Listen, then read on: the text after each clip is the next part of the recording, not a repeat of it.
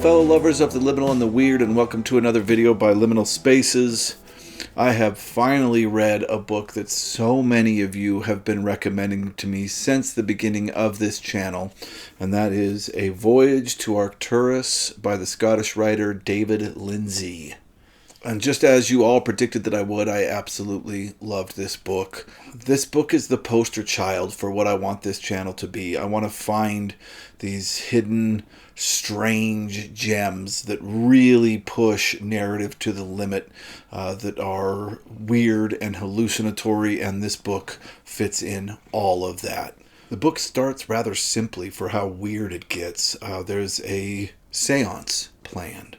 There is a medium or psychic that has one very specific ability that he's going to show off. And there's a select group of people that have been invited to view this very special seance. And right before the seance begins, one of the women that were invited say, "Hey, I invited a couple more people. There's 2 more people showing up. There's a guy named Maskell and a guy named Nightspore." And these guys show up once the seance has already began. And this seance is very weird because what this medium is able to do is produce a living human out of thin air. And the person that he summons won't talk with anybody in the room or anything like that. They can't really talk with him or affect him much. They can touch him, which is part of the power that he advertises. So he does this. The seance starts and he summons this human being onto the couch from seemingly out of nowhere. And everybody is shocked and nobody's really daring to touch him. But then they kind of go over and Maskell and Nightspore show up. And then all of a sudden a man named Crag walks in. And he just walks right up to this being that has been summoned, and he kind of shakes him a little bit, asks him questions, and then just breaks his neck. And the person's face kind of becomes this weird smirk, and he's dead. And then he fades away again, and he's gone. And the entire seance, of course, all the people that are there are really confused why Crag, who nobody really seems to know, would show up and do this. Well, it turns out Nightspore knows Crag a little bit, and they start talking to Maskell. They all walk out of the house, and Crag is like, "Hey man, I've got an opportunity for you that you're not going to want to miss." He's like, "Look through this telescope at this planet up here, or at this star up here." So, he says, "This star that you're looking at," and he looks through the telescope, he says, "This is actually a binary star," and it is. There's two stars. And he says, "Rotating around Arcturus," both those stars together are Arcturus, "is a small planet called Torments, and I want to send you there." And Maskell isn't, he's a little bit skeptical, but right away he's like, "Dude, if you can send me to a planet in another star system, yeah, I'm absolutely wanting to do that." So Crag tells Nightspore and Maskell to meet him at an abandoned observatory in Strangest, Scotland. And Maskell goes out there, meets Nightspore out there. Nobody's there. He breaks in to this tower, this huge tower that obviously is an observatory on the top, and begins to walk up the stairs. And one of the things that he notices right away when he's walking up these stairs is that it feels like gravity is increasing, like the pressure on him is completely intense, and every step he takes gets harder and harder. And he makes it up the first flight of steps to the first landing, and he looks out the window, and he's looking out suddenly onto this alien landscape, which excites him.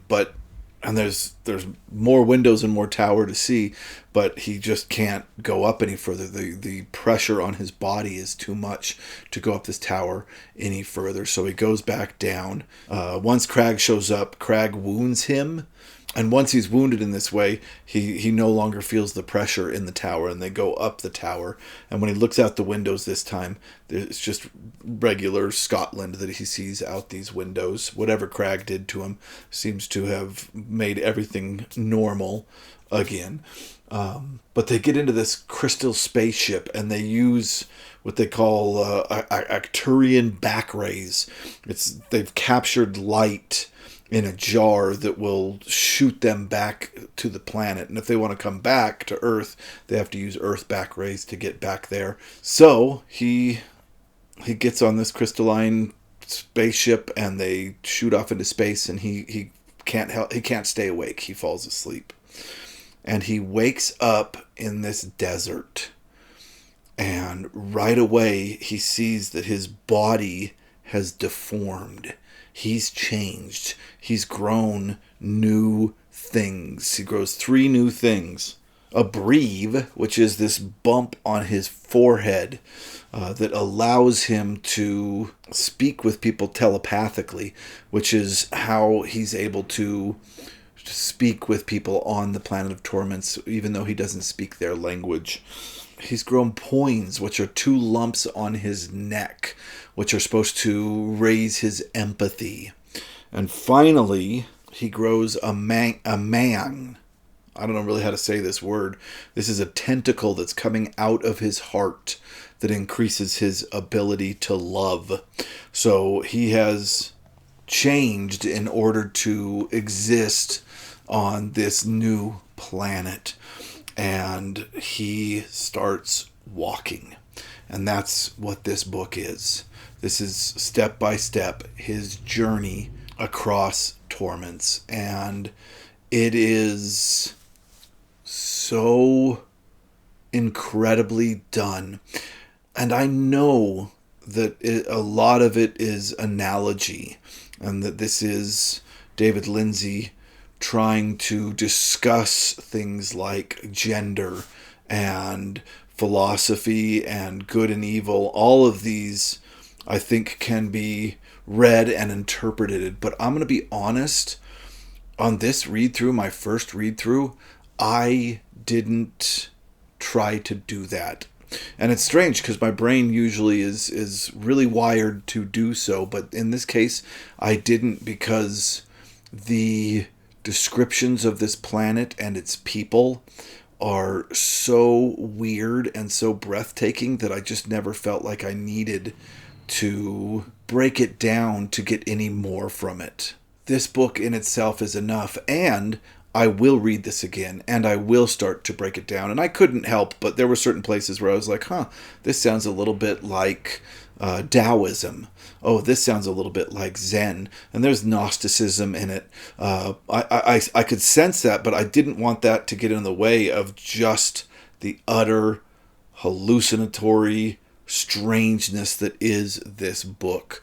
Do I recommend it? Absolutely. I think this will be in the running for Book of the Year. It's going to be a hard choice for me this year because I've read so many good things, and this one is really neck to neck with another one. So yes, find a copy of this, pick it up. It is absolutely wonderful. All right, let's jump into the publication history.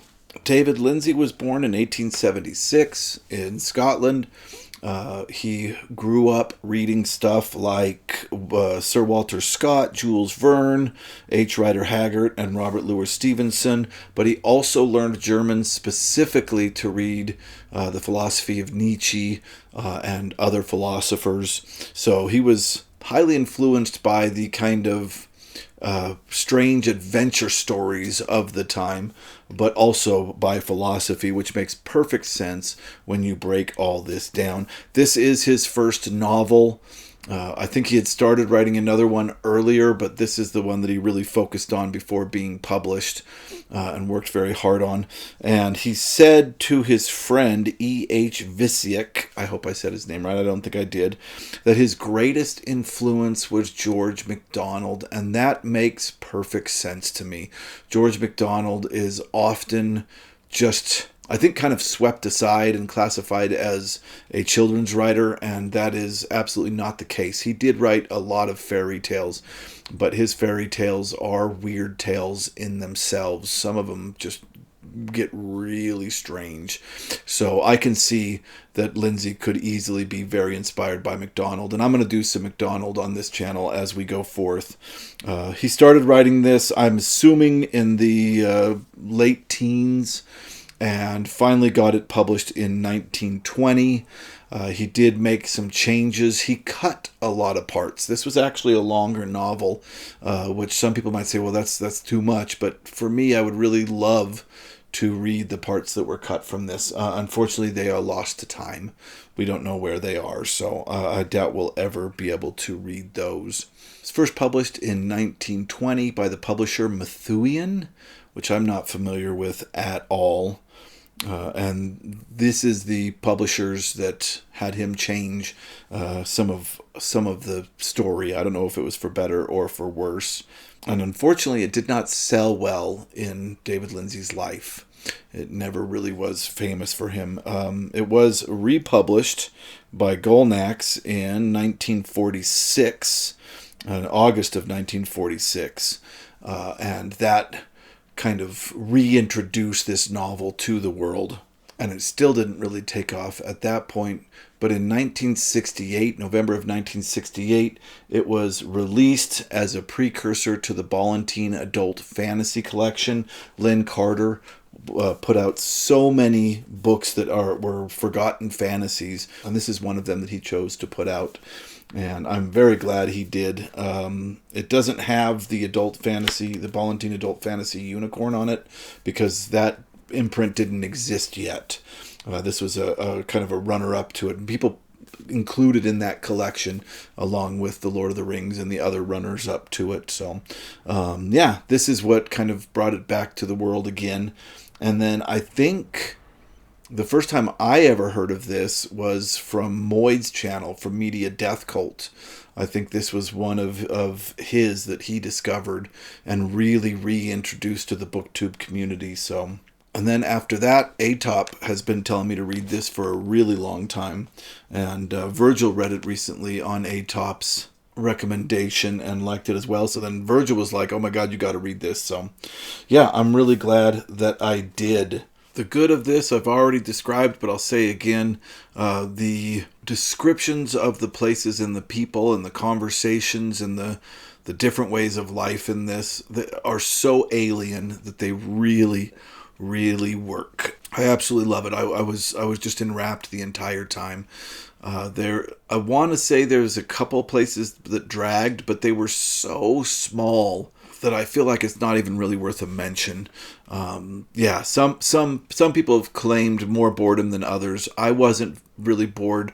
At one point or another, I might have gone, oh, this is taking a bit, but most of the time I was just completely enwrapped.